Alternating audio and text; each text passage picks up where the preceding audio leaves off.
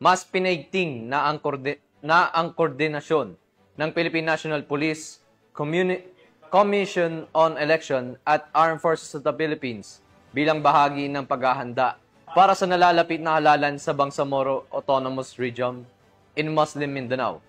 Patrolwoman Veronica Lagi sa ulat. Nagpulong ang 24 na election officers, opisyal ng COMELEC, PNP at AFP para matiyak ang malinis, mapayapa at kapani-paniwalang resulta ng kauna-unahang BARM parliamentary elections sa lalawigan ng Maguindanao del Sur na ginanap sa Dato Angal Mid-Timbang nito lamang ikadalawa ng Setyembre taong kasalukuyan.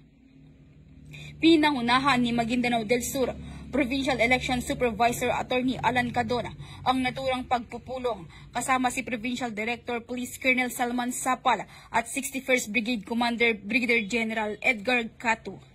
Tinalakay sa pagpupulong ang seguridad ng mga election officers, mga inaasahang problema na kakaharapin sa eleksyon tulad ng usapin sa mga polling center, internet connection, kaligtasan ng mga guro na magsisilbi bilang electoral board at iba pa.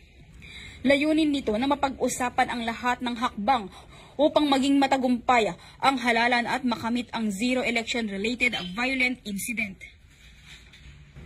Samantala, nangako naman ang PNP, AFP at COMELEC na maging patas, non-partisan at walang papanigan na kandidato sa darating na halalan para sa isang maayos at mapayapang BARM parliamentary elections. Mula rito sa rehiyon ng Bangsamoro, ako ang inyong Police News Network Correspondent, Patrolwoman Veronica Lagi, alagad ng batas, taga-taguyod ng Balitang Pulis.